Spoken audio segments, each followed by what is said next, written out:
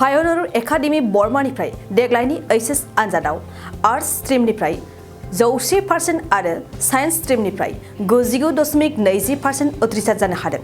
मिन्थिनाय बादिब्ला Pioneer academy बर्मानिफ्राय science स्ट्रीमाव 126 सा फरायसाफोरा आनजाद लिरदोंमोन।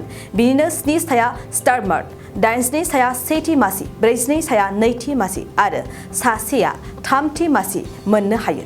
फारसेथिं आर्ट्स स्ट्रीमाव 93 सा फरायसाफोरा आनजाद लिरदोंमोन। बिनिनो सा 9आ स्टार मार्क, 44 साया सेथि मासि, 35 साया नैथि मासि आरो 14 साया थामथि मासि मोननो हायो।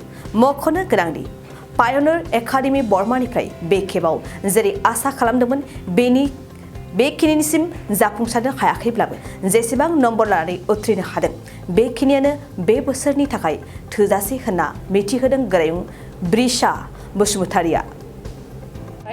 दिनैहाय एचएस सेकेन्ड इयारनि रिजाल्ट मोननाय जादों आरो बेयावहाय जोंनि पायनियर एकाडेमिनि रिजाल्टआ मोजाङानो। आर्ट्सआवहाय 100%आनो पास जादों आरो साइन्सआवहाय 99.20% पास जानाय जादों। मोननैबो आयदानिफ्राय माबायदि मोननो हादों? जोंनियावहाय आर्ट्सआवहाय स्टार मोननाया 9 जन आरो साइन्सआवहाय 7 जन आरो फार्स्ट डिभिजन मोननाया 44, सेकेन्ड डिभिजन मोननाया 35 जन आरो थार्ड डिभिजन मोननाया 14 जन आर्ट्सआवहाय आरो साइन्सआवहाय फार्स्ट डिभिजन मोननाया 82 आरो सेकेन्ड डिभिजना 42 आरो थार्ड डिभिजना सासे। आर्ट्स आरो साइन्स बेनि गेजेराव सोरबाफोर हाइस्ट मोननाय दङ? औ, हाइएस्ट मोननाय दङ। आर्ट्सआवहाय सनिया बसुमतारी होननाय दङ जोंनि स्टुडेन्ट, बियो 89% मोनदों आरो साइन्सआवहाय जेनिफार बसुमतारी, बियो 87.8% मोनदों। नोंथांमोना माबायदि आसा खालामदोंमोन आरो माबायदि फिननाय मोनदों? जोंथ' माने पुरा साइन्सआवबो 100% पास जानायनि आसा खालामदोंमोन, नाथाय सासे गाज्रि जाबाय। जोंनि फरायसालियावहाय इडुकेसननि अनगायै निट आरो JEE कचिंबो होनाय जायो आरो जोंनि गथ'फोरनो थाखाय अल राउन्ड डेभेलपमेन्टनि मोजां खामानि मावगासिनो दं जोंनि मेनेजिं कमिटिनि मानसिफोरा।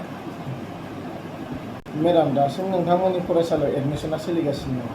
दा जोंनि फरायसालियावहाय एडमिसना गैथ'ला, माने जोंनि फरायसालियावहाय एडमिसना बन्द जाथ'बाय। सोरबाफोर गोदानै एडमिसन लाफैबावोबा जायगा मोनगोन? दा जायगायानो गैला, बेनिखायनो होनो हानाय नंला एडमिसनखौहाय। थाखो जिसेआव मुं थिसननो हांखुर जानाय फरायसाफोरनि थाखाय मोनसे गोनां फोसावथाय।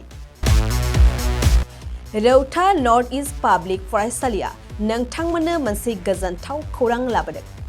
CBSE जों गनायथि मोननाय रौतानि मुंदांखा नर्थ इस्ट पाब्लिक स्कुलाव दायो थाखो जिसेनि मुं थिसननाया सोलिगासिनो।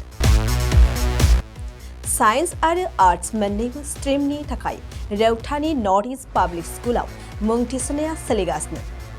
बे फरायसालियाव थाखोनि फराफारि आयदा फोरोंथायजों लोगोसेयैनो JEE, NEET, CUET, engineering, medical entrance आनजादनि थाखाय उफ्रा फोरोंथायबो होनाय जायो। बे फरायसालियाव बिजाब बाख्रि, फरायसाफोरनि थाखाय हस्टेल आरो गेलेनाय, मोसानाय बायदि बायदि केरिकुलार एक्टिभिटिसनि सुबिदा दं। गोसो गुदुं फरायसाफोरा दिनैनो दानो नैबे मबाइल नम्बर 8638605769 नङाब्ला 9435184298 आव थोंजों सोलोंनो हागोन।